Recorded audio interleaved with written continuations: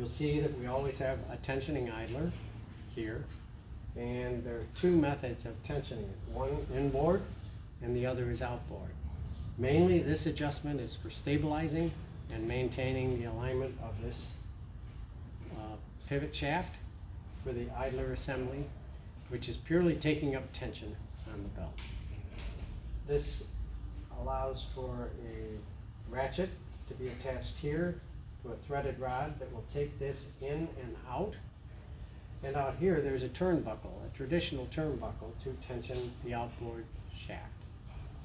Combination of these two allows us to slightly adjust the position of the idler so that we both tension and help to guide the belt so that it doesn't ride too hard in or out. Usually once we start a mixer, about a week later we check the tension, and then usually you don't have to do anything but keep an eye on it every few months thereafter. Belts can take a set after the first week of operation, possibly an 1/8 or a 1/4 inch stretch. After that, they hold their position quite well over the next years of operation. It should be checked periodically, but it's generally a balancing act here, which is not difficult to watch. These belts almost always ride in or out, but never excessively. So it's rare to find them where they always ride down the middle of the driving sprocket. So they always ride to one side or another generally, but you never want them to ride hard. If it's riding in hard, then we extend out here slightly, allowing the belt to come out.